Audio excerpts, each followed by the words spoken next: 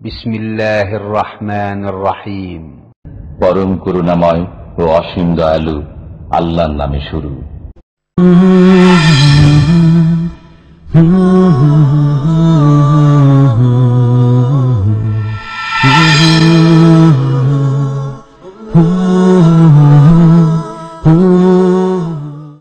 ومن أحسن قولا ممن دعا إلى الله وعمل صالحا وقال إنني من المسلمين.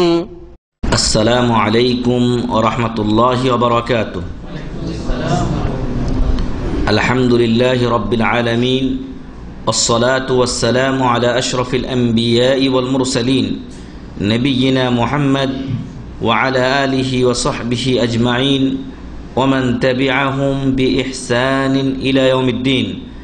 أما بعد فأعوذ بالله من الشيطان الرجيم. بسم الله الرحمن الرحيم. قال الله تعالى في القرآن الحكيم: واذكروا الله في أيام معدودات فمن تعجل في يومين فلا إثم عليه ومن تأخر فلا إثم عليه لمن اتقى واتقوا الله واعلموا أنكم إليه تحشرون. سورة البقرة 203 নম্বর আয়াত। وقال عز وجل: ليس عليكم جناح أن تبتغوا فضلا من ربكم فإذا أفضتم من عرفات فاذكروا الله عند المشهد الحرام واذكروه كما هداكم وإن كنتم من قبله لمن الضالين. سورة البقرة 198 নম্বর আয়াত। وعن سيد بن المسيب قال: قالت عائشة إن رسول الله صلى الله عليه وسلم قال: ما من يوم أكثر من أن يعتق الله فيه عبدا من النار من يوم عرفة وإنه ليدنو ثم يباهي بهم الملائكة فيقول ما أراد هؤلاء. رواه মুসলিম রাহিমাহুল্লাহ। হাদিস নম্বর 2402। যাবতীয় প্রশংসা ও গুণগান সিদ্ধশানা একমাত্র সেই মহামহিয়ান মহান রব্বুল ইজ্জাতের জন্য, যিনি আমাদের উপরে বিভিন্ন ধরনের ইবাদত ফরজ করেছেন এবং এই ইবাদতের বিনিময় আমাদেরকে কিয়ামতের দিন তিনি বুঝিয়ে দেবেন, যার বিনিময়ে আল্লাহ তাআলা আমাদেরকে ইনশাআল্লাহ জান্নাত দান করবেন। সেই আল্লাহর শুকরিয়া আদা করি, যিনি পবিত্র হজের মতো একটি ইবাদত দিয়ে আমাদের পূর্বের সকল গুনাহগুলিকে মোচন করার সুযোগ করে দিয়েছেন। এই জন্য আল্লাহর শুকরিয়া আদা করি, আলহামদুলিল্লাহ।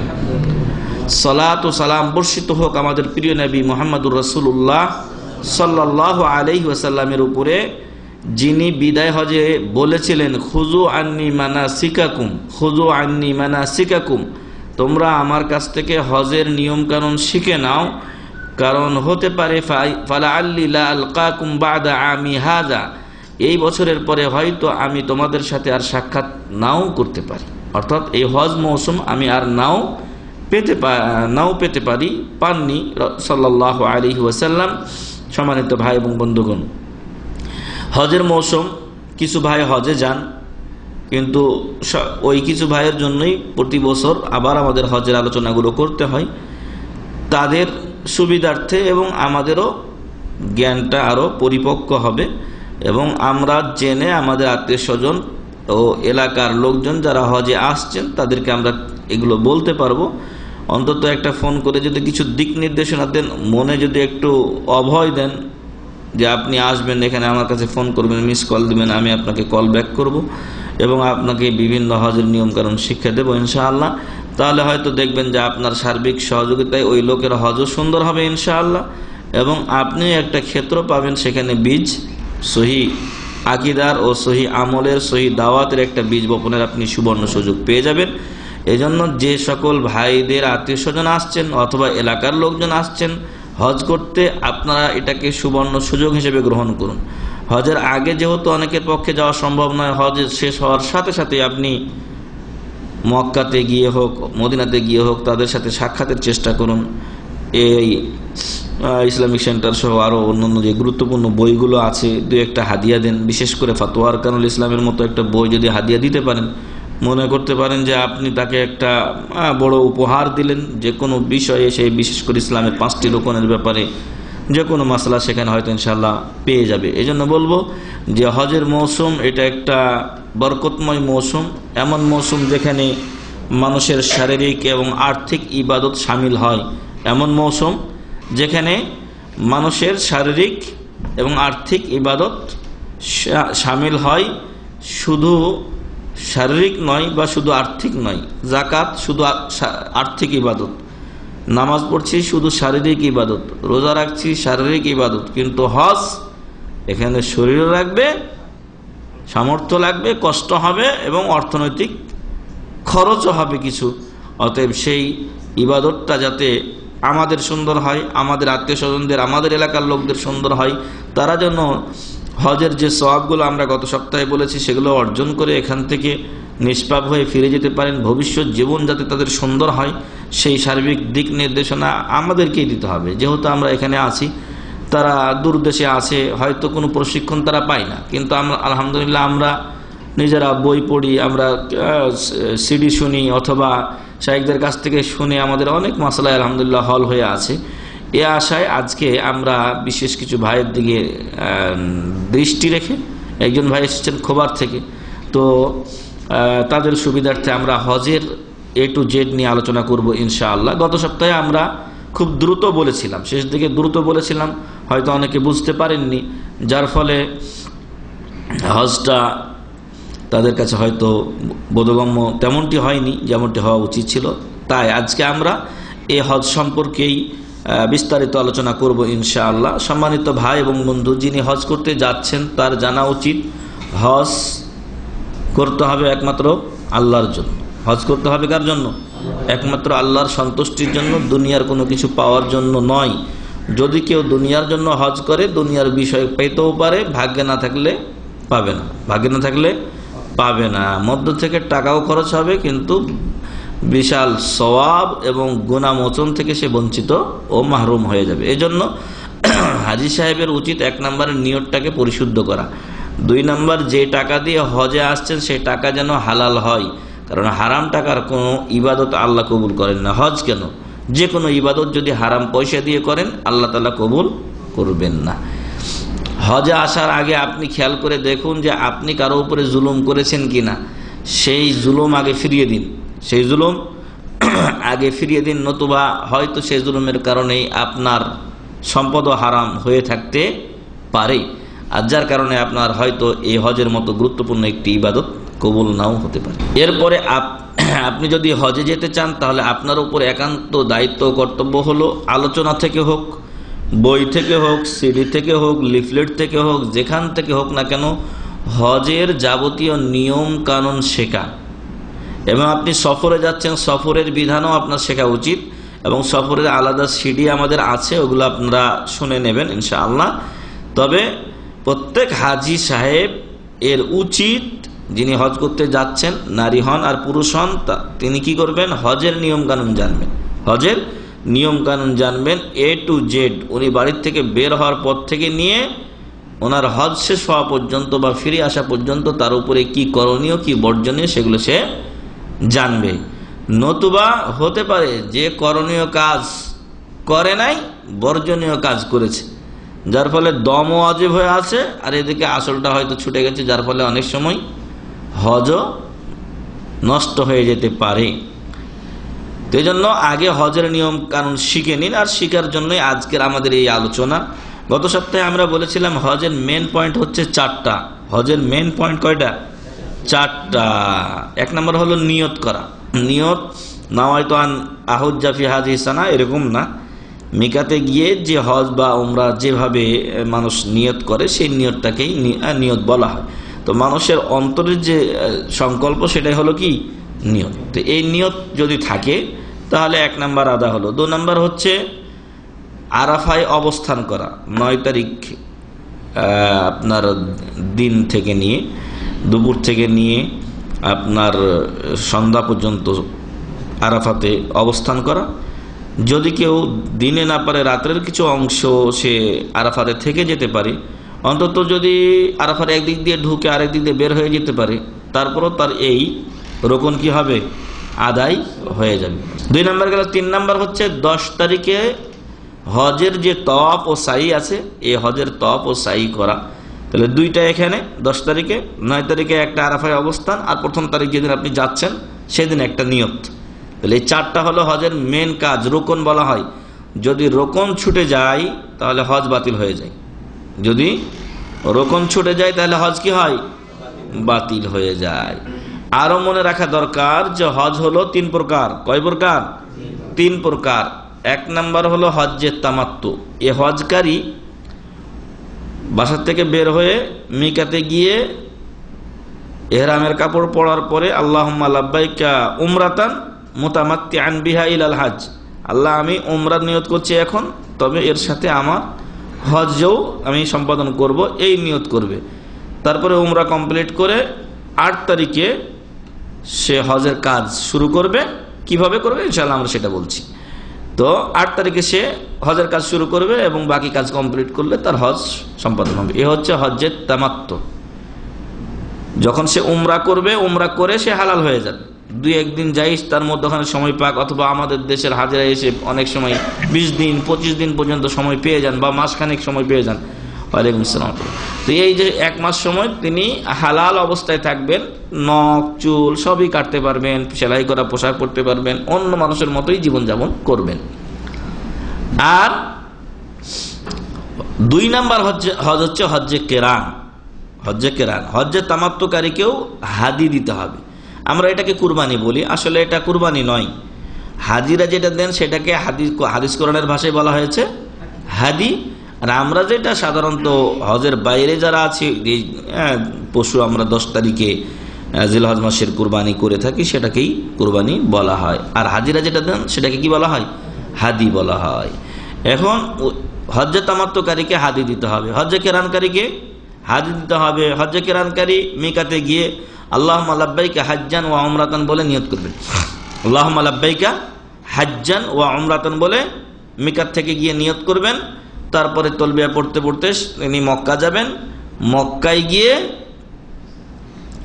উনি তওয়াফে কুদুম করবেন। এই তওয়াফটা তার জন্য আবশ্যক নয়, তওয়াফে কুদুম তার জন্য আবশ্যক নয়।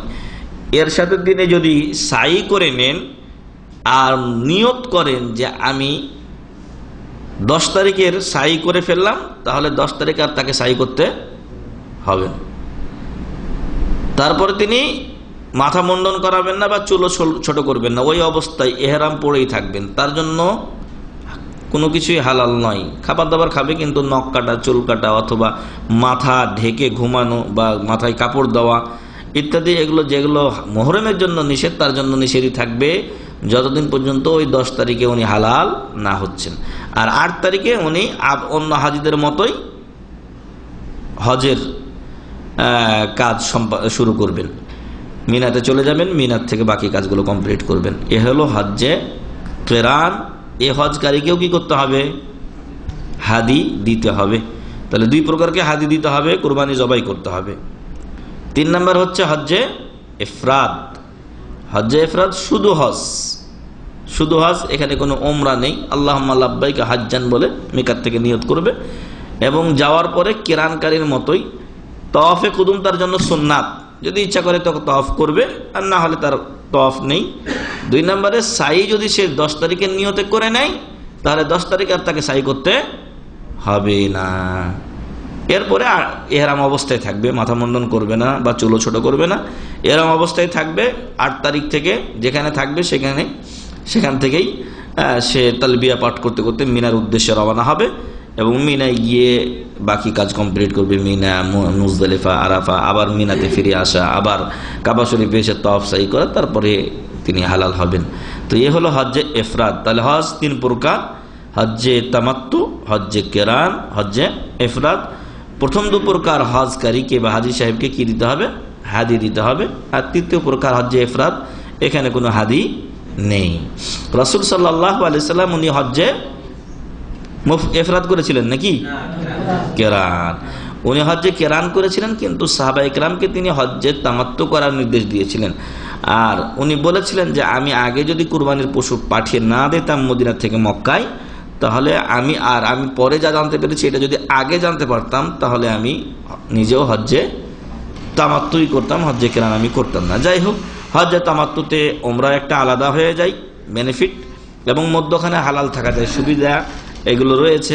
তো যাই হোক, আমরা প্রাথমিক কথাগুলো আপনাদেরকে শোনালাম। এখনে একজন লোক, আমি দাম্মামে থাকি, না আমি হজ্জে তামাত্তু করতে চাই, আমি কি করব? আমি শুরুতেই বলেছি যে আপনি সফরের নিয়মকানুন জানুন। যেদিন আপনার গাড়ি, আপনি আগে তাসরি সংগ্রহ করবেন। তাসরি ছাড়া হজে যাওয়া উচিত নয়, কারণ এটা উলিল আমরের খেলাফ, এবং সেদিন মেসেজ এসেছে কত লাখ টাকা পর্যন্ত অলরেডি জরিমানা আদায় হয়েছে। সেদিন মেসেজ এসেছে যে এত লক্ষ টাকা পর্যন্ত জরিমানা অলরেডি আদায় করা হয়েছে। তো এই জন্য তাসরি ছাড়া হজে যাবেন না, নিজের জীবনকে ঝুঁকিতে ফেলাবেন না।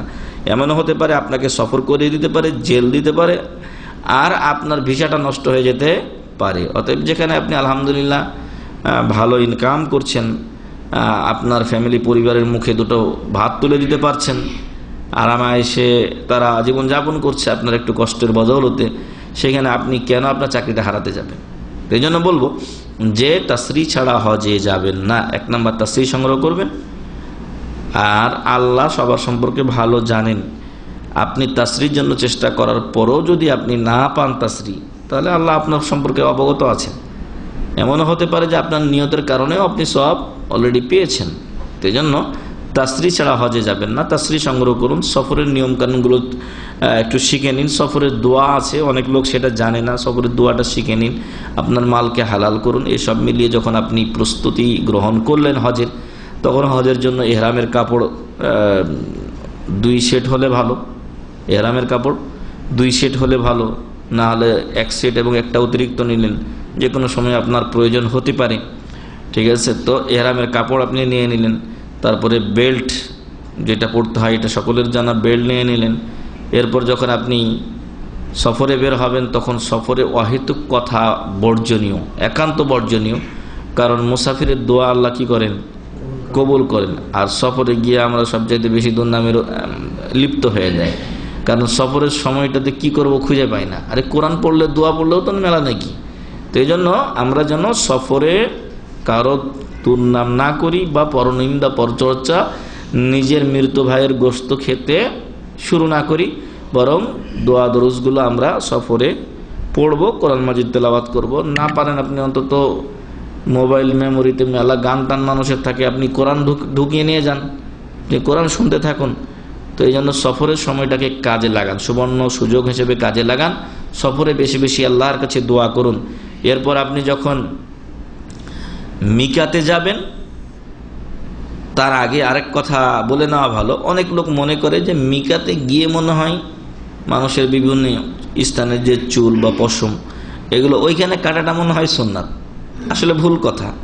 হ্যাঁ, ওইখানে গিয়ে কাটা সুন্নাত এমন কিছু না। তবে হজের বা উমরার আগে পরিষ্কার পরিচ্ছন্ন হয়ে আল্লাহর দরবারে লাব্বাইক যখন আমি বলতে যাচ্ছি, আল্লাহর কাছে হাজিরা দিতে যাচ্ছি, তখন আমার এই সকল থেকে পরিষ্কার পরিচ্ছন্ন হওয়া একান্ত জরুরি। ফলে ওইখানে গিয়েই করতে হবে এমনটি না, আপনি বাসা থেকে করে নিন। কারণ হচ্ছে যে সফরের সময় গাড়ি কখন আগে ছাড়ে, কখন পরে ছাড়ে। তারপরে আরেকটা বিষয় হচ্ছে যে আপনি যে টয়লেটে লাইন ধরেছেন, হয়তো 3 জন আপনার সামনে, আরো এই 3 জন হতে হতে আপনার গাড়ি ওইদিকে চলে যাওয়া শুরু করেছে। ফলে আপনি কাজকে সংক্ষেপ করে রাখুন। আপনার নখ, আপনার পশম যদি কারোর দরকার থাকে, তাহলে আপনি বাসায় কেটে যান, ওখানে গিয়ে শুধু আপনি গোসল করবেন। মেকাতে গিয়ে আপনি গোসল করবেন। গোসল করার পরে যদি সুগন্ধি ব্যবহার করতে চান, তাহলে নিয়তের আগে কি করবেন? সুগন্ধি ব্যবহার করবেন। আর পুরুষের জন্য সেলাইবিহীন 2টি কাপড়ে তাকে এহরাম বাঁধতে হবে। সাদা হওয়াটা উত্তম। সাদা ছাড়া যদি হয় আর সেলাইবিহীন হয়, তাতেও এহরাম বাঁধা জায়েজ, তবে সাদা হওয়া উত্তম। আর মহিলাগণ তারা যে কাপড়ে আছেন বা যেটা তাদের পোশাক আছে, সারওয়াল হোক, অন্য যে জামা কাপড় তারা পরে থাকেন, 3 পিস হোক, সেগুলোতেই তারা এহরাম বাঁধবেন। এতে কোনো শরীয়তে বাধা নেই।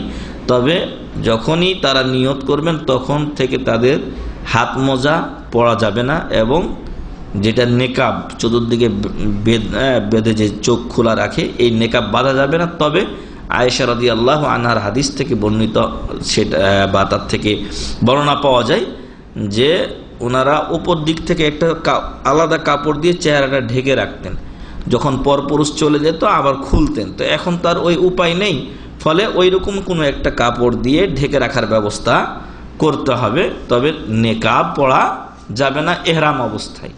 ফলে আপনি মিকাতে যাওয়ার পরে গোসল করলেন, সুগন্ধি ব্যবহার করলেন, তারপরে এহরামের কাপড় পরলেন, তারপরে যখন আপনি ওযুও করে নেন, তারপরে যখন ওইখানে অনেকে মনে করে যে 2 রাকাত নামাজ পড়া মনে হয় সুন্নাত। না, এই 2 রাকাত নামাজ পড়া কোনো জরুরি কোনো বিষয় না, সুন্নাতও না। আল্লাহ রাসূল সাল্লাল্লাহু আলাইহি সাল্লাম যুলহুলাইফা মদিনার যে মিকাত, সেখানে যাওয়ার পরে তার নামাজের টাইম হয়েছিল, তাই ফরজ নামাজটা পড়েই উনি কি করেছিলেন, হজের নিয়ত করে বাহনে চড়েছিলেন, হজের নিয়ত করে বাহনে চড়েছিলেন। ফলে এখানে সুন্নাত 2 রাকাত নামাজ পড়া জরুরি না, কেউ যদি পড়েন তো পড়তে পারেন, কিন্তু এটা কোনো হজের অংশ নয়। এই জন্য বলবো যে আপনি ওই দিকে গিয়ে আপনার সময় নষ্ট করিয়েন না, কারণ হজের সময় তো অনেক ভিড় থাকে, এমনিও উমরার সময় ভিড় থাকে। একটা 2-3টা গাড়ি যখন একসাথে লেগে যায় তখন দেখা যায় অনেক ভিড় হয়ে গেছে। আর আপনি যদি ওই সময় এই নামাজ আর ওই নামাজ করে বেড়ান, তাহলে দেখবেন আপনার গাড়ি পেতে সমস্যা হচ্ছে, অথবা আপনাকে ছেড়ে গাড়ি চলে গেছে। এই জন্য বলবো যে যখন আপনি গোসল শেষ করলেন, এহরামের কাপড় পরলেন, তারপরে আপনি যখন গাড়িতে চড়ে বসবেন তখন আপনি নিয়ত করবেন আল্লাহুম্মা লাব্বাইকা উমরাতান, আমরা হজ্জে তামাত্তুর নিয়ম বলছি, আল্লাহুম্মা লাব্বাইকা উমরাতান মুতামাত্তিআন বিহা ইলাল হজ। আর যদি কেউ অন্যের পক্ষ থেকে হজ করেন, বদলি হজ, আপনার বাবার পক্ষ থেকে করছেন আপনি, আল্লাহুম্মা লাব্বাইকা উমরাতান আন আবি আব্দুল্লাহ, আব্দুর রহমান, অথবা যেটা আপনার বাবার নাম সেটা আপনি উল্লেখ করবেন, মুতামাত্তিআন বিহা ইলাল হজ, মধ্যখানে আপনার বাবার নামটা উল্লেখ করবেন, বা দাদার নাম, দাদির নাম, যেটা আপনি করছেন সেটা উল্লেখ করবেন। এবং এরপর থেকে আপনি তালবিয়া পাঠ করতে থাকবেন, যেটা আজকে প্রায় মৃত সুন্নাত। তালবিয়া বেশিরভাগ লোকের মুখে আর শোনা যায় না, মনে হচ্ছে তালবিয়া পড়লে মনে হয় দুর্নাম হয়ে যাবে নাকি, কেউ ঘৃণা করবে নাকি। না, তালবিয়া পড়াটাই হচ্ছে সুন্নাত। আমি তো যাচ্ছি ইবাদতে, কেন আমি তালবিয়া পাঠ করব না? গাড়ির পুরা লোকগুলো হজে যাচ্ছে অথবা উমরায় যাচ্ছে, আর আমি তালবিয়া পাঠ করব না? তখন অবশ্যই তালবিয়া পাঠ করা দরকার। এবং এক্ষেত্রে আবার অতিরঞ্জনও ভালো নয়, কেউ যদি না করে তো সেটা আমার কি যায় আসে, তবে অন্তত আমি যেন আদায় করি, প্রত্যেকেই যদি আমরা ঠিক হয়ে যাই তাহলে তো সব মানুষই ভালো হয়ে যাবে। যাই হোক, আপনি তালবিয়া পাঠ করতে করতে চলে যাবেন মক্কাতে। মক্কাতে যাওয়ার পরে একটা কথা এসেছে যে আগের দিনের সফর তো লম্বা ছিল, বিশেষ করে মদিনার মিকাত হয়ে গেলে অনেক লম্বাও হয়ে যায়। ফলে মক্কাতে গিয়েও যদি কেউ গোসল করতে পারে তো আরো ভালো, মানে এখানে তো গোসল করছেই, কিন্তু মধ্যখানে আবার কি হয়েছে, শরীর ঘেমে যেতে পারে তার, ফলে বা বিশেষ করে গরমের দিনে এখন এটা হলে তো আরো ঘামতে পারে মানুষ, স্বাভাবিক।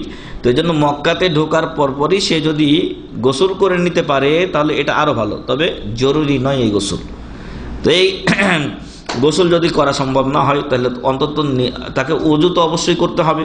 যদি ওযু না থাকে তাহলে ওযু করবে, পেশাব পায়খানা করে ওযু করে নেবে। কারণ তওয়াফের জন্য কি শর্ত? ওযু শর্ত। তওয়াফের জন্য ওযু শর্ত, নামাজ পড়ার জন্য ওযু শর্ত, কোরআন স্পর্শ করার জন্য সহি মতে ওযু শর্ত। কোরআন যদি স্পর্শ করে কেউ পড়তে চাই তাহলে অবশ্যই তার ওযু শর্ত। তাহলে সে ওযু করবে, ওযু করার পরে ডান পা দিয়ে কাবা শরীফে কি করবে? প্রবেশ করবে। তার আগ পর্যন্ত তার কি চলবে? তালবিয়া চলবে। যখন কাবা শরীফ দেখবে তখন তালবিয়া বন্ধ হয়ে যাবে। বিসমিল্লাহ ওয়াসসালাতু ওয়াসসালামু আলা রাসূলিল্লাহ, আউযু বিল্লাহ, আউযু বিল্লাহি আউযু বিল্লাহিল আযীম ওয়া বিওয়াজহিল কারীম ওয়া সুলতানিল কারীম মিনাশ শাইতানির রাজিম, আল্লাহুম্মা আফতাহ লি আবওয়াব রাহমাতিক। এই দোয়া পড়ে সে ডান পা দিয়ে কাবা শরীফে প্রবেশ করবে। যদি কারো কোনো ফরজ নামাজ বাকি থাকে তাহলে ফরজ নামাজ আদা করবে আগে, আর যদি নামাজ বাকি না থাকে তাহলে নফল নামাজ শুরু করার কোনো প্রয়োজন নেই, বরং সে ইস্তেবা করবে। পুরুষ মানুষ কি করবে? ইস্তেবা। ইস্তেবা বলা হয় যে আপনার যে এহরামের কাপড়টা 2 কাঁধে দেওয়া আছে, এই এহরামের কাপড়টাকে আপনি বাম বগলের নিচ দিয়ে নেবেন এবং দুটারই মাথা থাকবে বাম কাঁধের উপর, ডান বগলের নিচ দিয়ে নেবেন এবং দুটারই মাথা থাকবে আপনার বাম কাঁধের উপরে, অর্থাৎ ডান কাঁধটা আপনার পুরাই খালি থাকবে। এটা পুরুষের জন্য। মহিলা তার স্ব অবস্থানে থাকবেন, তাই সে এরকম কিছু করবে না। তারপরে এই ইস্তেবা করার পরে চলে যাবে কোথায়? হাজরে আসওয়াদ বরাবর। হাজরে আসওয়াদকে চুমু দেওয়া বড় মুশকিল ব্যাপার, স্পর্শ করাও বড় মুশকিল ব্যাপার এখন, এবং এখানে ভিড় করা আরো বড় গুনার ব্যাপার। তো এই জন্য যদি কারো পক্ষে সম্ভব হয় চুমু দিবে অথবা স্পর্শ করবে, আর নতুবা দূর থেকে ইশারা করবে। প্রথমবার বিসমিল্লাহ আল্লাহু আকবার, প্রথমবার বিসমিল্লাহ আল্লাহু আকবার বলে ইশারা করবে। এরপরে সে যত দোয়া তার মুখস্থ আছে, বাংলা, অঙ্ক, ইংরেজিতে যত দোয়া পারেন পড়বেন। কোনো চক্করের জন্য আলাদা কোনো খাস দোয়া নেই, যেটা বিভিন্ন মিকাত থেকে ছোটি ছোটি বইয়ে পাওয়া যায়। এগুলো সব ভুল, কারণ এটা রাসূল সাল্লাল্লাহু আলাইহি ওয়াসাল্লাম নির্ধারণ করেননি। কে তাকে এই পাওয়ার দিয়েছে যে প্রথম চক্করের এই দোয়াটা নির্ধারণ করা? এটা নতুন শরীয়ত। এটা কি নতুন শরীয়ত? মা আনজালাল্লাহু বিহা মিন সুলতান, এর কোনো দলিল আল্লাহ কোরআনে নাযিল করেননি। প্রথম চক্করের দোয়া নির্ধারণ করে দেওয়া, দ্বিতীয় চক্করের দোয়া নির্ধারণ করে দেওয়ার দোয়া এইগুলো পাওয়ার শরীয়তে কাউকে দেওয়া হয়নি। যাই হোক, এগুলো বাতিল। আপনি যে কোনো দোয়া পড়বেন, যে কোনো দোয়া আপনি পড়বেন। তারপরে আপনি যখন রুকনে ইয়ামানিতে আসবেন, অর্থাৎ হাজরে আসওয়াদ আপনি এখান থেকে শুরু করেছেন, এদিক দিয়ে ঘুরলেন, এদিক দিয়ে হাতিমের ভিতর দিয়ে যাবেন না, হাতিমের বাহির দিয়ে যাবেন, কারণ হাতিম হলো কাবার অংশ। অতএব ভিতর দিয়ে যদি আপনি যান তাহলে আপনার তওয়াফ অসম্পূর্ণ থেকে যাবে। এজন্য হাতিমের বাইর দিয়ে, হিজরে ইসমাইল বলা হয় এটাকে, এর বাইর দিয়ে যাবেন। এদিক দিয়ে আসলেন, এখানে হলো এটা রুকনে ইয়ামানি। এই রুকনে ইয়ামানিতে যদি স্পর্শ করা সম্ভব হয় স্পর্শ করবেন, আর নতুবা ওই হাত দিয়ে ইশারা করে চুমু খাওয়া অথবা ভিড় করা এগুলো কিছু দরকার নাই, অথবা বিসমিল্লাহ বলা এখানে না, এগুলো দরকার নেই। এই রুকনে ইয়ামানিতে আপনি স্পর্শ না করতে পারলে, এবং সেটা পারা যায় না, ফলে এইখানে এসে আপনি দোয়া শুরু করবেন, রব্বানা আতিনা ফিদ দুনিয়া হাসানা ওয়া ফিল আখিরাতি হাসানা ওয়া কিনা আযাবান নার। রুকনে ইয়ামানি থেকে হাজরে আসওয়াদ এই পর্যন্ত এই দোয়াটাই পড়বেন। রাসূল সাল্লাল্লাহু আলাইহি ওয়াসাল্লাম খাস করে দোয়া পড়েছেন, হে আল্লাহ, দুনিয়াতে এবং পরকালে উভয় জগতে আমাদেরকে কি দিন? কল্যাণ দান করুন, এবং ওয়াকিনা আযাবান নার, আমাদেরকে জাহান্নামের আগুন থেকে বাঁচান। এই দোয়াটাই তো যথেষ্ট। যদি আল্লাহ কবুল করেন এই দোয়াটাই আমাদের জন্য যথেষ্ট। দুনিয়া আখিরাতে কল্যাণ চাই আর পরকালে নাজাত চাই, খালাস। আল্লাহ যেন আমাদের দোয়া কবুল করেন, আল্লাহ। এই দোয়া পড়লেন, আপনি এখানে চলে আসলেন, আপনার একটা চক্কর হলো। এখন এখানে এসে আবার বিসমিল্লাহ আল্লাহু আকবার বলবেন না, বিসমিল্লাহ না, আল্লাহু আকবার ইশারা করলেন, আল্লাহু আকবার। আবার এইভাবে আপনি চক্কর দিতে থাকবেন, ইস্তেবা থাকবে আপনার, মনে রাখবেন। আর প্রথম 3 চক্কর রমল করবেন যদি সম্ভব হয়, আর ভিড়ের মধ্যে সম্ভব না হলে অন্তত নিয়ত রাখবেন, নিয়ত গুণে বরকত কিছু হয়ে যাবে ইনশাআল্লাহ। কাছাকাছি পাগুলো বা পদাঙ্কগুলো রাখার চেষ্টা করবেন। আর এখন তো জায়গা পাওয়া যায় না, ফলে আপনার রমলের মেলাটা কষ্ট। যদি ফাঁকা সময় কেউ যায় তখন সেটা আলাদা বিষয়। তো রমল বলা হয় যে একটু জোরে চলা, একটু জোরে চলাকে বলা হয় রমল। তো এই রমল রাসূল সাল্লাল্লাহু আলাইহি ওয়াসাল্লাম করেছিলেন, কারণ কাফেররা বলতো যে মদিনায় গিয়ে এরা না খেয়ে কি হাড্ডি হয়ে গেছে। তো রাসূল সাল্লাল্লাহু আলাইহি ওয়াসাল্লাম বললেন যে জোরে চলো, যাতে বেটারা বুঝতে পারে যে আমরা এখনো দুর্বল হয়ে যাইনি। যাই হোক, এই রমল করবে প্রথম 3 চক্করে, পরের গুলো নরমাল চলবে। এরপর যখন তার হাজরে আসওয়াদে এসে 7ম চক্কর শেষ হবে, তখন মাকামে ইব্রাহিমের পিছনে গিয়ে 2 রাকাত নামাজ পড়বে সূরা কাফিরুন এবং সূরা ইখলাস দিয়ে। সূরা কাফিরুন এবং সূরা ইখলাস দিয়ে, যদি এই সূরা মুখস্থ করা না থাকে যে কোনো সূরা দিয়ে পড়লেও চলবে। মাকামে ইব্রাহিমের পিছনেই পড়তে হবে এমনটি নয়। যদি ওখানে ভিড় হয় তাহলে ওইখানে গ্যাঞ্জাম করাটাও ঠিক না। আপনি দূরে চলে যান, পিছনে যান আরো, অথবা যে কোনো জায়গাতে, হারামে মসজিদ হারামের যে কোনো জায়গাতে আপনি 2 রাকাত নামাজ পড়ুন এবং আল্লাহর কাছে দোয়া করুন। এরপরে আপনি জমজম পানি পান করবেন। তারপরে চলে যাবেন কোথায়? সাফা মারওয়াতে। সাফা মারওয়ার ওইখানে গিয়ে সাফাতে উঠবেন, আয়াত পড়বেন, ইন্নাস সাফা ওয়াল মারওয়াতা মিন শাআইরিল্লাহ ফামান হাজ্জাল বাইতা আও ইতামারা ফালা জুনাহা আলাইহি আন ইয়াতাওয়াফা বিহিমা ওয়া মান তাতাওয়া খায়রান ফাইন্নাল্লাহ শাকিরুন আলিম। এই আয়াত পড়ে সাফাতে উঠবেন। উঠার পরে আপনি ওইখানে তাকবীর দিবেন, আল্লাহর প্রশংসা করবেন, বিসমিল্লাহ আলহামদুলিল্লাহ আল্লাহু আকবার, বিসমিল্লাহ আলহামদুলিল্লাহ আল্লাহু আকবার। এটা 3 বার বলার পরে দোয়া পড়বেন, লা ইলাহা ইল্লাল্লাহু ওয়াহদাহু লা শারীকা লাহু লাহুল মুলকু ওয়া লাহুল হামদু ওয়া হুয়া আলা কুল্লি শাইইন কাদির, লা ইলাহা ইল্লাল্লাহু ওয়াহদাহু আনজাযা ওয়া'দা ওয়া নাসারা 'abদা ওয়া হাযামাল আহজাবা ওয়াহদা। এই দোয়াটা 3 বার পড়ার পরে আপনি কিবলামুখী হয়ে যত পারেন দোয়া করেন। সাফার উপরে দোয়া করার পরে আপনি আস্তে করে রওনা হবেন মারওয়ামুখী হয়ে। আর মারওয়াতে যাওয়ার পথেই দেখবেন 2টা সবুজ আলামত দেওয়া আছে, আল আলামাইন আল আখদারাইন, 2টা সবুজ আলামত দেওয়া আছে। এর মধ্যখানে একটু জোরে চলা পুরুষের জন্য সুন্নাত, পুরুষের জন্য সুন্নাত, মহিলার জন্য নয়। মহিলা দৌড়াবে না এখানে, পুরুষ একটু জোরে চলবে। আর এই সাফা থেকে মারওয়া পর্যন্ত যে কোনো দোয়াও আপনি পড়তে পারেন। আরও একটা কথা বলে রাখি, এটা আমি ভুলে গিয়েছিলাম, যখন আপনার 7 চক্কর শেষ হয়ে গেছে তখনই কিন্তু আপনার ইজতেবা খুলে ফেলতে হবে। তখন আপনার এই যে ডান কাঁধ খুলে রেখেছিলেন এটা আপনি ঢেকে নেবেন, এটা ঢেকে নেবেন। অনেক লোককে দেখা যায় যে ও 2 রাকাত নামাজও পড়েছে, তারপরে ও সাফা মারা সাই করছে, ওর কিন্তু কাঁধ খোলা। পুরুষের জন্য তার কাঁধ ঢাকা ছাড়া নামাজ হবে না। আর আপনার কাছে যখন বিশেষ করে কাপড় আছে, না থাকলে আর একটা কথা ছিল। তো ওই জন্য যখনই আপনি 7ম চক্কর শেষ করবেন তাওয়াফের, তখনই আপনি ইজতেবা খুলে আপনার ঘাড় 2টা ঢেকে নেবেন, এই হলো কথা। তারপরে আপনি 2 সবুজ আলামতের মধ্যখানে কিছু দৌড়ালেন, তারপরে যে কোনো দোয়া পড়লেন। মারওয়াতে যখন গেলেন আপনি, তখন ইন্নাস সাফা ওয়াল মারওয়া পড়িয়ে করলেন। তারপরে সেখানে আপনি আল্লাহর কাছে কি করবেন, দোয়া করবেন।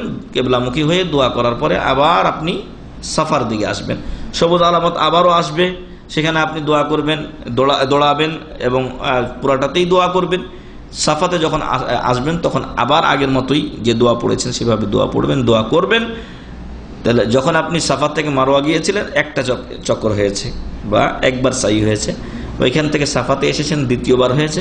এইভাবে আপনি মারওয়াতে যাবেন 3, সাফাতে আসবেন 4, আবার মারওয়াতে যাবেন 5, সাফাতে আসবেন 6, এবার মারওয়ায় গেলে 7। এমন নয় যে গোটাটা একটা রাউন্ড দিলে 1 না, একবার গেলেই একটা হয়ে যাবে। তো এইভাবে 7 চক্কর দেওয়ার পরে হজ্জের তামাত্তুকারী আপনি এবং দাম্মাম থেকে যদি যান, তাহলে আপনার মাঝে আর হজের মধ্যে কোনো সময় নাই। 1 দিন থেকে 2 দিন সময় থাকে, অথবা অনেক সময় 1 দিনও থাকে না। যারা দেশ থেকে আসছেন ওনারা মাথা মুন্ডন করবেন, এতে কোনো বাধা নেই। এজন্য যে মুন্ডনকারীদের জন্য রাসূল সাল্লাল্লাহু আলাইহি ওয়াসাল্লাম 3 বার দোয়া করেছেন। আর তাদের কাছে আরও লম্বা সময় আছে, 1 মাসের মধ্যে চুল আবার কি হবে, বড় হয়ে যাবে। আর যারা দাম্মাম থেকে বা সৌদি আরবের ভিতর থেকে যাচ্ছেন 1 দিন 2 দিন সময়, এদের জন্য ওলামারা বলছেন যে তারা ছোট করবেন পুরা মাথা থেকে, ছোট করবেন, চুল ছোট করবেন পুরা মাথা থেকে। আর মহিলারা তাদের চুলের অগ্রভাগ থেকে আঙ্গুলের 1 কর বরাবর কেটে নিলেই তাদের জন্য কি হবে, যথেষ্ট হবে। আর মহিলারা সাফা মারওয়া সাইয়ের সময় 2 সবুজ আলামতের মধ্যে দৌড়াবেন না, অন্য কাজগুলো পুরুষদের মতোই করবেন। এরপর যখন চুল আপনি ছোট করলেন, তখন আপনি হজ্জে তামাত্তুকারী হালাল হয়ে গেলেন। হজ্জে তামাত্তুকারী আপনি হালাল হয়ে গেলেন। এবং 8 তারিখ জিলহজ মাসের 8 তারিখ ইয়াউমুত তারবিয়া বলা হয়, ইয়াউমুত তারবিয়া। এই 8 তারিখ সকাল পর্যন্ত আপনি হালাল অবস্থায় থাকবেন। 8 তারিখ সকালে আপনি আগে যেভাবে উমরার জন্য গোসল করেছিলেন সেইভাবে গোসল করে সুগন্ধি ব্যবহার করে আপনি ওই দিন বলবেন আল্লাহুম্মা লাব্বাইকা হাজ্জান, আল্লাহুম্মা লাব্বাইকা হাজ্জান বলে হজের নিয়ত করবেন। আর ইফরাদকারী আর কেরানকারী তারা তো নিয়তে আসেনি, তারা নিয়তে বহাল আছেন। ওনারা শুধু ওই দিন রওনা দিবেন, আল্লাহুম্মা লাব্বাইকা হাজ্জান রওনা দিবেন মিনামুখী। তাকে কোনো গোসলের দরকার নেই, কিছু দরকার নেই। বা গোসল যদি করেন তাহলে সেটা আরো উত্তম। তো এখন হজ্জে তামাত্তুকারী তিনি আল্লাহুম্মা লাব্বাইকা হাজ্জান বলে রওনা দিলেন কোথায়, মিনাতে চলে যাবেন। মিনাতে চলে যাবেন 8 তারিখ সকালবেলা। এখানে 5 ওয়াক্ত নামাজ পড়া সুন্নাত। কয় ওয়াক্ত? 5 ওয়াক্ত নামাজ পড়া সুন্নাত। সেটা হলো জোহর, আসর, মাগরিব, এশা। পরের দিন 9 তারিখ আরাফার দিবস, ফজরের নামাজ। এই 5 ওয়াক্ত নামাজ পড়া সুন্নাত। আর কসর করবে কিন্তু জমা করবে না, কসর করবে কিন্তু জমা করবে না। আর জিকির আজকার করতে থাকবে, জিকির আজকার করতে থাকবে। ফজরের সময় জিকির আজকার করার পরে আস্তে করে দোয়া দরুজ করে তো কোথায় রওনা দিবে, আরাফায় রওনা দিবে। আরাফার দিবস 9 জিলহজ, অত্যন্ত বরকতময় দিন, যার ব্যাপারে আমরা একটা হাদিস পেশ করেছি। আয়েশা রাদিয়াল্লাহু আনহা বলছেন যে রাসূল সাল্লাল্লাহু আলাইহি ওয়াসাল্লাম বলেন, মা মিন ইয়াউমিন আকসারা মিন আন ইউতাকাল্লাহু ফিহি আবদান মিনান নার মিন ইয়াউমি আরাফা।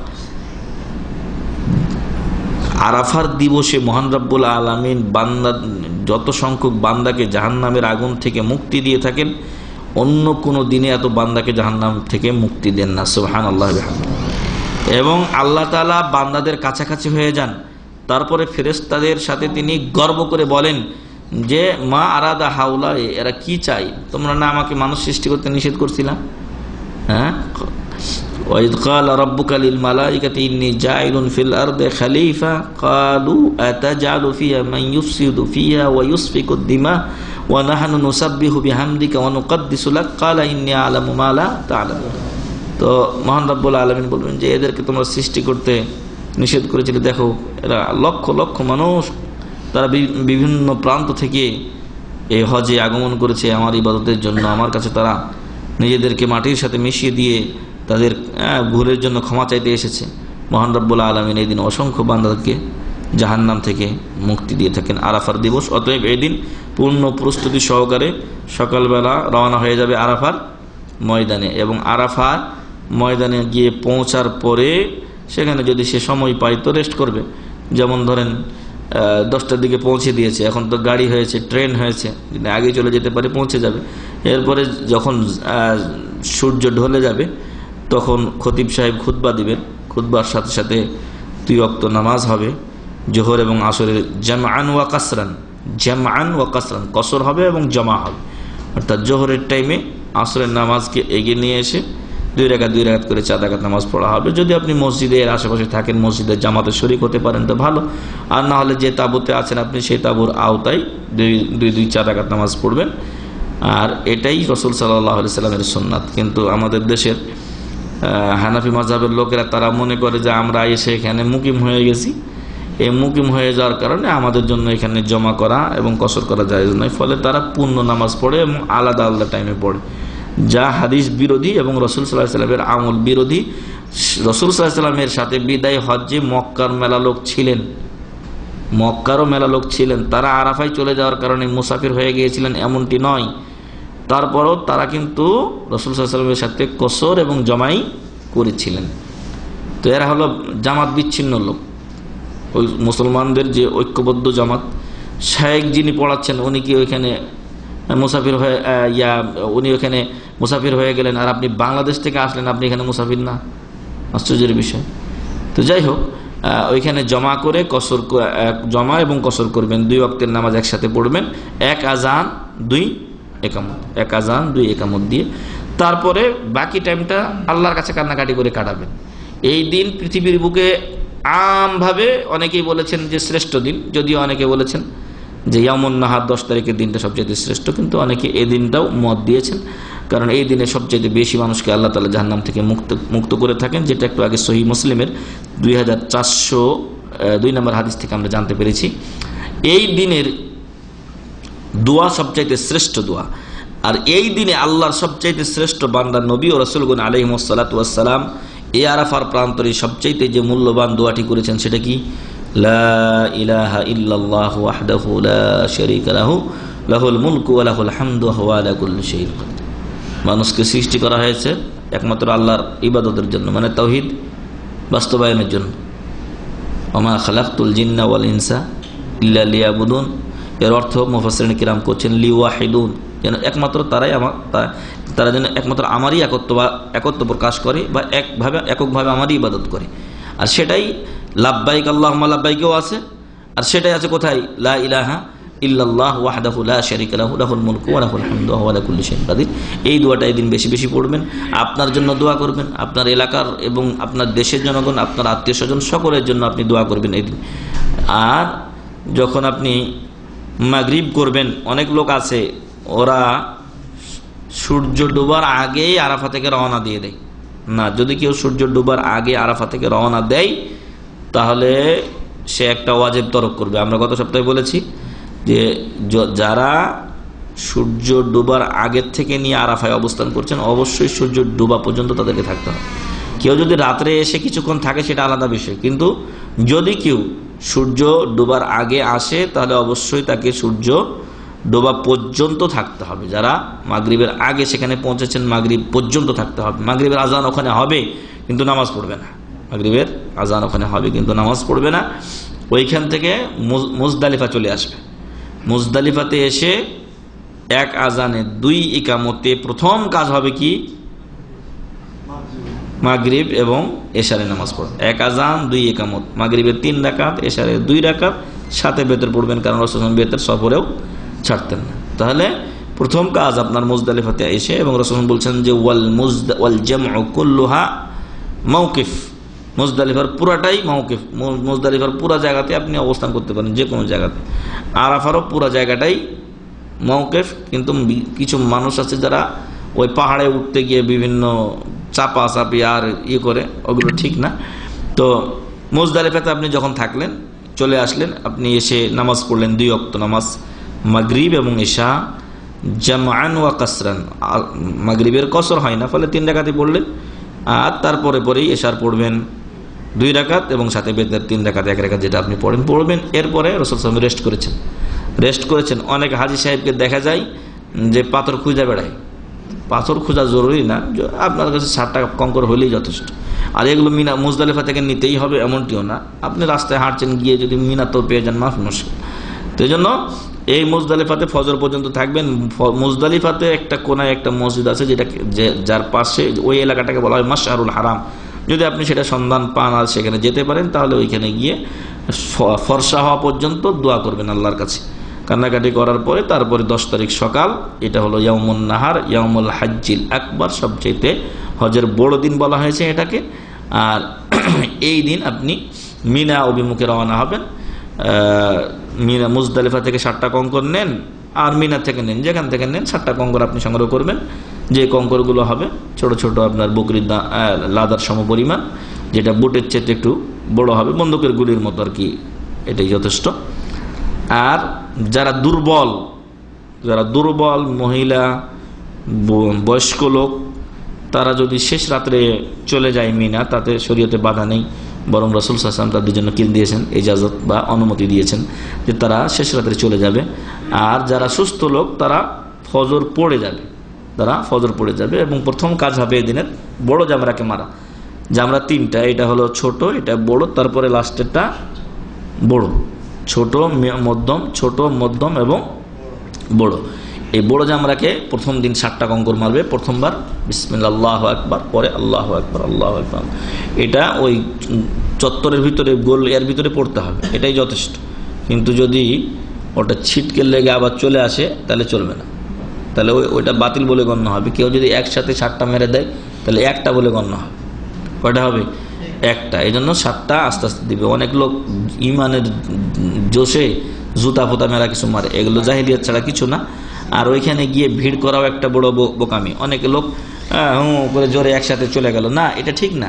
বরং আপনি ওইখানে ধীর স্থিরভাবে যান, এখানে যেন আপনার দ্বারা জ্ঞানজাম সৃষ্টি না হয়, আপনি যেন 10টা লোককে আরো সহযোগিতা করতে পারেন। এখানে কিন্তু জ্ঞানজাম হওয়ার এখন কোনো প্রশ্নই নেই। তারপর হয় মানুষের না জানার কারণে হয়। আপনি আসতে যান, দেখবেন যে আপনি ফ্রি মারতে পারতেছেন, কোনো জ্ঞানজাম নেই এখানে। তো যাই হোক, 7টা কঙ্কর আপনি বড়টাকে মারলেন। মারার পরে আপনি কুরবানি করবেন। কুরবানির টাকা যদি আপনি ব্যাংকে দিয়ে থাকেন, তাহলে আপনি মাথা মুন্ডন করবেন। তাহলে আপনি ছোট হালাল হয়ে গেলেন। স্ত্রী সহবাস ছাড়া অন্য কাজ আপনার জন্য এখন জায়েজ।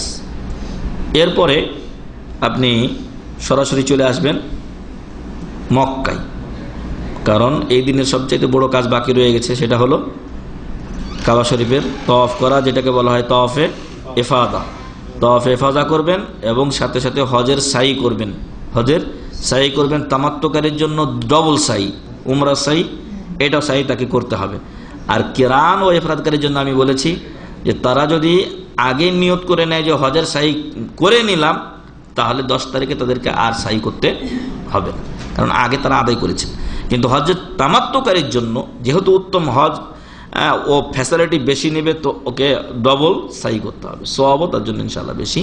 তো যে কথা বলছিলাম যে 10 তারিখে এসে তওয়াফ ও সাই করে নেবে, তওয়াফ এবং সাই করে নিয়ে আবার মিনায় ব্যাক যাবে।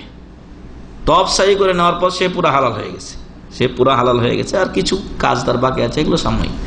তো সে গিয়ে মিনায় থাকবে, রাত্রি যাপন করবে। 10 তারিখ দিবাগত রাত্রি, 11 তারিখ দিবাগত রাত্রি, এবং কেউ যদি 13 তারিখ পর্যন্ত থাকতে চায় তাহলে 12 তারিখ দিবাগত রাত্রি, এই রাত্রিগুলো মিনায় অবস্থান করা হলো ওয়াজিব। কেউ যদি ছেড়ে দেয় তাহলে তাকে দম দিতে হবে। দম মানে একটা খাসি জবাই করে হারামের, মক্কার হারামের ফকির মিসকিনদেরকে বিলিয়ে দিতে হবে। এখন 10 তারিখে আপনি ব্যাক যাবেন মিনাতে, আপনার তাঁবুতে যাবেন, সেখানে থাকবেন। আর প্রথম দিন আমরা বড় জামরাকে মেরেছিলাম সূর্য ওঠার সাথে সাথে, এবং এটার আসল টাইম হচ্ছে সূর্য ওঠা থেকে নিয়ে সূর্য ঢলে যাওয়া পর্যন্ত প্রথম দিন। কিন্তু এখন মানুষ বেশি হওয়ার কারণে সন্ধ্যা রাত পর্যন্ত ওলামারা জায়েজের ফতোয়া দিয়েছেন।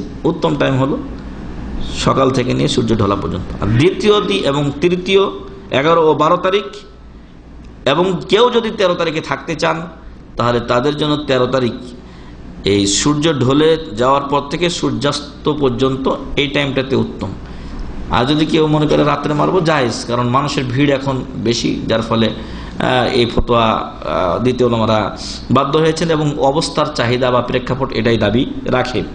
যে কথা বলছিলাম যে আপনি মিনায় অবস্থান করবেন, মিনার যে সালাদগুলো এগুলো কসর করবেন কিন্তু জমা করবেন না। আর এই সব দিনগুলোতে বেশি বেশি আল্লাহর জিকির আজকার করবেন। মহান রব্বুল আলামিন বলছেন, ওয়াজকুরুল্লাহ ফি আইয়ামিম মাদুদাত, তোমরা নির্ধারিত কয়েকটা দিনই আল্লাহর জিকির আজকার করো।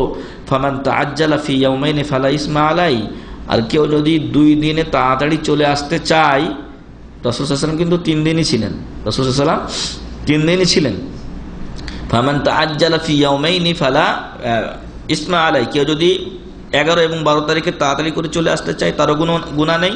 ওয়ামান তাআখারা ফালা ইসমা আলাই, আর যদি কেউ 13 তারিখ পর্যন্ত থাকে তারও কোনো গুনাহ নেই। লিমানিত তাকা, 13 তারিখ থাকাটা কার জন্য? মুত্তাকি ও পরহেজগারের আলামত। ঠিক আছে, রাসূল সাল্লাল্লাহু আলাইহি ওয়াসাল্লাম ছিলেন। আর এখন তো 13 তারিখে আপনি বাতি জ্বালা লোক পাওয়া মুশকিল হয়ে যাবে। খুব কম লোকই থাকে, হয়তো বা যারা একটু গাড়ি ঘোড়া বিপদে থাকে তারা একটু বেশি থাকে, কিন্তু এখন মানুষ 12 তারিখে সব পালিয়ে যেতে চায়। তো আসলে এই ইবাদতের প্রতি আগ্রহ মানুষ হারিয়ে ফেলেছে বলে এটা মনে হয় অনেক সময় হয়ে থাকে। ওয়াত্তাকুল্লাহ, তোমরা আল্লাহকে ভয় করো। ওয়ালামু, এবং জেনে নাও, আন্নাকুম ইলাইহি তুহশারুন, তোমাদেরকে আল্লাহর কাছেই পুনরুত্থান করা হবে। সূরা বাকারা 203 নম্বর আয়াত। তো এই দিনগুলোতে বেশি বেশি ওয়াজকুরুল্লাহ, আল্লাহর জিকির আজকার করতে হবে। আর 11 তারিখে সূর্য ঢলে যাওয়ার পরে আপনি সূর্যাস্ত পর্যন্ত এই টাইমটা উত্তম, পরেও জায়েজ। ফলে 3টা জামরাকে মারবেন, ছোট, মধ্যম, বড়। ছোটটাকে মেরে আপনি ডান দিকে সরে যাবেন, ডান দিকে সরে ছোট জামরাকে বাম দিকে নিয়ে আপনি আল্লাহর কাছে দোয়া করবেন কিবলামুখী হয়ে। মিডিয়ামটাকে মেরে বাম দিকে সরে যাবেন, ডান দিকে থাকবে আপনার জামরা, কিবলামুখী হয়ে আল্লাহর কাছে দোয়া করবেন। বড়টাকে মারার পরে আর থামবেন না, চলে যাবেন। এটা গেল 11 তারিখের কাজ। গিয়ে আবার আপনার তাঁবুতে থাকবেন। আপনি মক্কা থেকে যদি কারোর সাথে দেখা করে আসতে চান মাফি মুশকিল, কিন্তু রাত্রে এসে কোথায় থাকতে হবে? মিনাতে থাকতে হবে। এরপরে 12 তারিখে একই কাজ আপনার। আর যদি মনে করেন যে আপনি ওই যে ফামান তাআজ্জালা ফি ইয়াউমাইন ফালা ইসমা আলাই, কেউ যদি 2 দিনে চলে আসতে চায় তাতে কোনো গুনাহ নেই। মানে 12 তারিখে কেউ যদি চলে আসতে চায় তাহলে সূর্য ঢলে যাওয়ার পরে সে 3টা জামরাকে 11 তারিখের নিয়মে 3 × 7 = 21টি কঙ্কর মেরে সূর্য ডোবার আগেই মিনা ত্যাগ করবে। সূর্য ডোবার আগেই মিনা ত্যাগ করবে। কিন্তু সূর্য যদি ডোবার আগে বের হতে না পারে তাহলে অবশ্যই তাকে আবার 3য় দিনের জন্য কি করতে হবে? মিনায় থাকতে হবে, এবং 13 তারিখ সূর্য ঢলে যাওয়ার পর মেরে তারপর তাকে যেতে হবে। কেউ যদি 13 তারিখের পরেও থাকে আর যেতে না পারে তাহলে 13 তারিখের পরে আর পাথর মারা নেই। 13 তারিখের পরে আর পাথর মারা নেই। এরপরে সে চলে যাবে কোথায়? মক্কায়। 12 তারিখে যাক আর 13 তারিখে যাক, এই 12 বা 13 তারিখে যাওয়ার পরে মক্কায় যাবে। মক্কাতে একটা কাজ বাকি থাকবে। কি কাজ? বিদায় তওয়াফ। বিদায় তওয়াফ রাসূল সাল্লাল্লাহু আলাইহি সাল্লাম বলছেন যে তোমাদের শেষ ওয়াদাটা যেন হয় আল্লাহর ঘরের সাথে, কাবা শরীফের সাথে। অর্থাৎ যেদিন আপনি মক্কা ছেড়ে চলে যাবেন, দাম্মামের লোকেরা তাড়াতাড়ি চলে আসে, সৌদি আরবের লোকেরা তাড়াতাড়ি চলে আসে, যেদিন আসবেন লাস্ট মুহূর্তে কি করবে? তওয়াফ করে আসবে। ধরেন 1 ঘন্টা আগে তওয়াফ করবে, তওয়াফ করে যেন সে 1 ঘন্টার মধ্যে ওখান থেকে বের হয়ে যায়। কিন্তু এমন যেন না হয় যে আজকে আমি তওয়াফ করলাম কালকে সকালে আমি যাব না, এমনটা যেন না হয়। আপনি যখন জানেন যে নিশ্চিত আমার কালকে এতটা সময় যাওয়া হচ্ছে, তার আগে আপনি তওয়াফটা কমপ্লিট করবেন, বিদায় তওয়াফ। আর এই বিদায় তওয়াফ হলো ওয়াজিব। যদি কারো ছুটে যায় তাহলে দম লাগবে, আর যে সকল মহিলারা হাইজ ও নেফাসের হয়ে যান, রত হন বা হাইজ ও নেফাস যাদের চলে আসে, তাদের জন্য রাসূল সাল্লাল্লাহু আলাইহি ওয়াসাল্লাম এটা ছাড় দিয়ে দিয়েছেন। আর যে কথা বলছিলাম যে তওয়াফে ইফাদা এবং সাই 10 তারিখের যেটা, ওটা যদি কেউ 10 তারিখে না করে বিদায় তওয়াফের সাথে 2 নিয়তে একসাথে একটা কাজ করতে চাই, জায়েজ আছে। আপনি 10 তারিখে আর আসলেন না, 10 তারিখে আপনি মাথা মুন্ডন করে নিলেন, কুরবানি দিয়ে দিয়েছেন, যা বড় জামরাকে মেরেছেন, এবার আপনি নাক ডেকে ঘুমাচ্ছেন মিনাতে, মাফি মুশকিল। কিন্তু আপনি যখন 12 তারিখে চলে আসলেন, 12 তারিখে এসে আপনি কাবা শরীফ তওয়াফ করছেন, নিয়ত কি আপনার? তওয়াফে ইফাদাও করছি, বিদায় তওয়াফও করছি, তওয়াফে ইফাদাও করছি, বিদায় তওয়াফ। নিয়ত থাকতে হবে, নিয়ত হবে 2টা, কাজ হবে একটা। এরপরে সাই করে ওখান থেকে আল্লাহ গো, তারপর আপনি চলে আসবেন। তো এইভাবে হজ সম্পাদন হবে।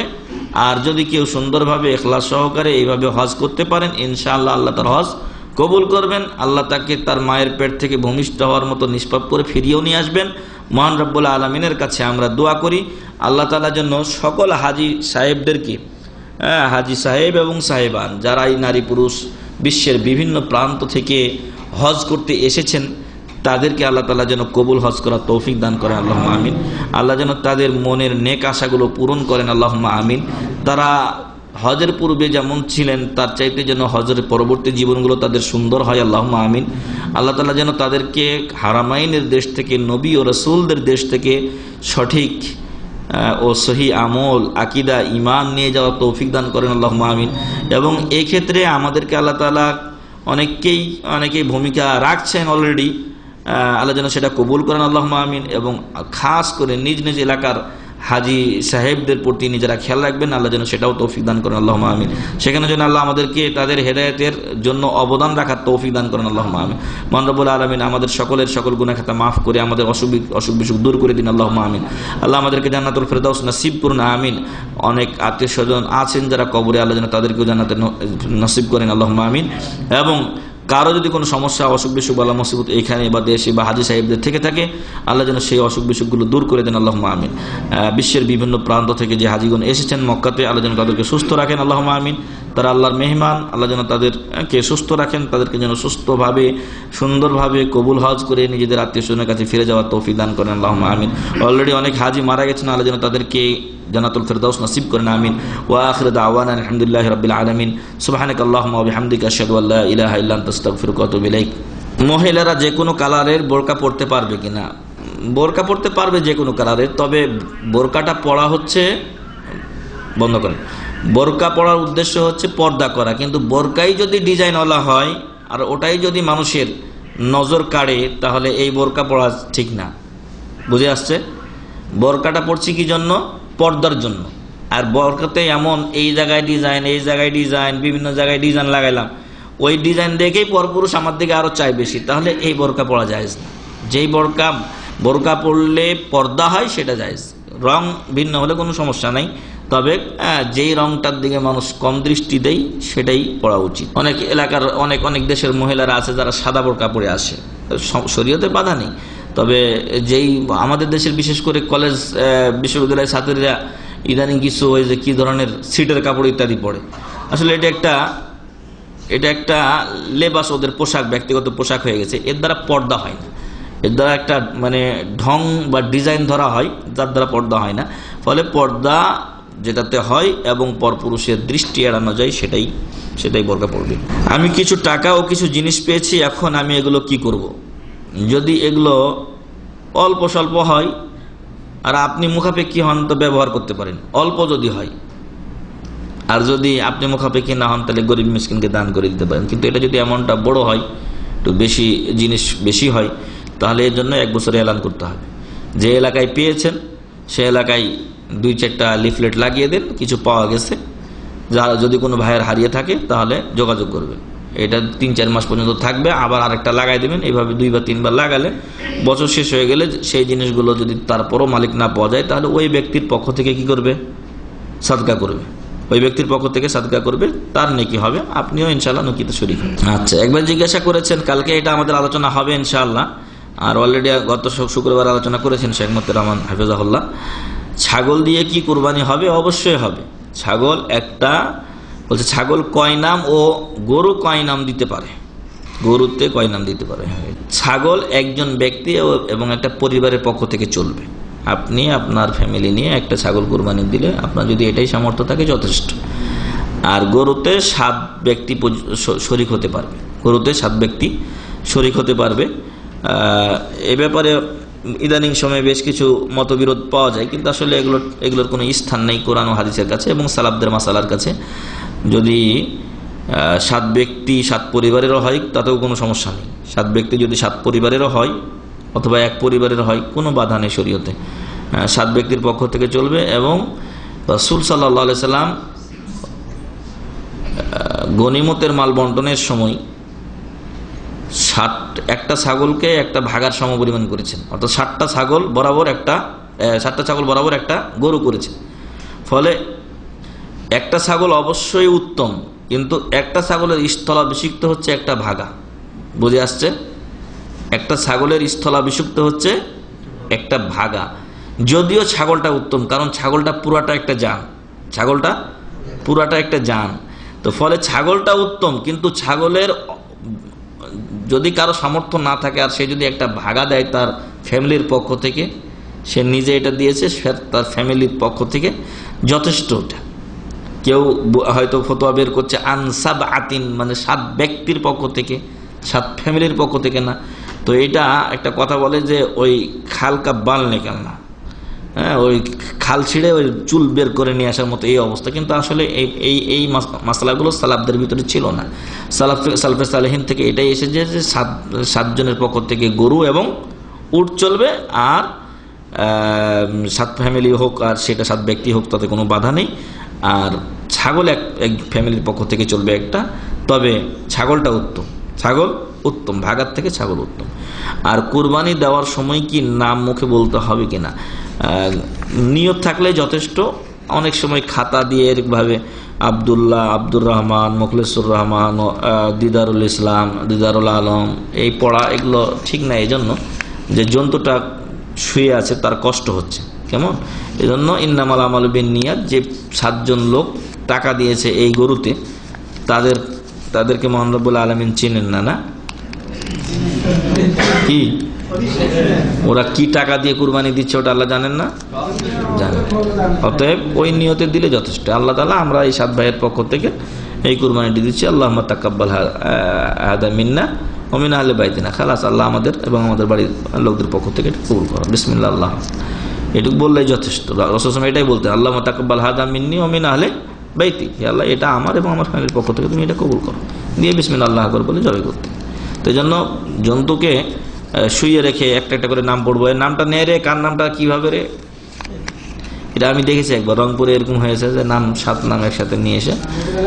তো আসলে এটা ঠিক না। 7 নাম আগের থেকে আপনি মন নিয়ত করে নেবেন কোন 7 ভাই দিচ্ছেন। আর যে ভাইরা কুরবানি দিবেন অবশ্যই আপনি যেমন আপনি সেরকম লোক চয়ন করবেন। আপনি দিনদার লোক চয়ন করবেন। মেলার সময় দেখা যায় যে বেনামাজির সহ হয়েছে, আপনারটা আপনি সব পাবেন, এটা ঠিক, তবে বেনামাজির সঙ্গ না হওয়াটাই উচিত, ঠিক আছে? হ্যাঁ, যারা দিনদার নয় তাদের সাথে কুরবানি দেওয়াটা উচিত না। যদিও না জায়েজের কথা আমি বলছি না, কারণ কেউ যদি এখানে গোস্ত খাওয়ার জন্য কুরবানি দেয় তো ওরটা খাওয়া হবে, আপনারটা কি হবে? কুরবানি হবে। 7 জন ভাগ দিছে, তার মধ্যে একজন করছে কি খাওয়ার জন্য কুরবানি দিছে, এই জবাই শরীক হয়েছে, ওরটা খাওয়া হবে। আর যারা কুরবানির জন্য দিছে তাদেরটা কি হবে? কুরবানি হবে। তো এই জন্য বলছি না যে নাজায়েজ, কিন্তু দিনদার লোকের সাথে সম্পর্ক রাখবে। যদি 2000 টাকা বেশিও যায় আপনার একটা খাসি, তা আপনি একটা জান দেন আলাদা, এটাই আমি উত্তম বলবো, কারণ এটা হাদিসেই উত্তম বলা হয়েছে এবং এটা মাসালাতে উত্তম বলা হয়েছে যে ছাগল উত্তম 1 ভাগের চাইতে। অতএব ভাগটাতে 10 রকম লোকের চাইতে আপনি একটা 2000 টাকা বেশি লাগলো একটা ছাগল দেন, আল্লাহ যেন তৌফিক দান করেন। আল্লাহ। ওইদিকে একটা হাত দেখছিলাম। বাশার ভাই একটা প্রশ্ন করেছেন যে আমাদের দেশে হাজী সাহেবরা যখন আসে তখন গ্রামবাসীকে দাওয়াত খায়, গরু মারে আসে আর কি। তো আসলে এটা শরীয়তে কোনো এর ভিত্তি নেই। শরীয়তে এর কোনো ভিত্তি নেই যে সবাইকে খাওয়া দাওয়া ইত্যাদি করাতে হবে। অনেক সময় অনেক লোকের এগুলো করতে গিয়ে হজে যে কিছু টাকা পুঁজি নিয়ে আসবে সেগুলো অনেক সময় হয় না। ওইদিকে ঠিকই 1 লাখ টাকা দিয়ে খাইয়ে আসছে, 1 লাখ টাকা মানে 5,000 রিয়াল, আর এখানে এসে 3 জন মিল্লা বা 2 জন মিল্লা একটা খানা ভাগ করে করে মানে টাকা বাঁচানোর জন্য কষ্টে চলে। তো ওইটা ওইখানে কোনো দরকারই ছিল না, যেটা আপনার এখানে দরকার ছিল। আর আপনি যদি হজে এসে একটু ভালো খান তাহলে আপনার শরীরটা একটু ভালো থাকবে, আপনি ইবাদত বন্দেগীগুলো ভালো করতে পারবেন। আপনি যদি রাত্রে তামান কম করে খায়া ঘুমান তাহলে সকালে ফজরে উঠবেন কেমন? আপনি এই কাণ্ডগুলোই ঘটছে। উঠতে পারে না, গিয়ে দেখা যাচ্ছে আর যে পরিবেশ, আল্লাহু আকবার। মানে আমি গতবার হাজিদের কাছে সাথে দেখা করতে গেছিলাম, তো কোনো পরিষ্কার নাই, কিছু নাই, ওইখানে সব ময়লা টয়লা ফেলাচ্ছে। তো আসলে এগুলো কেন হয়? কারণ এগুলো অসচেতনতা একটা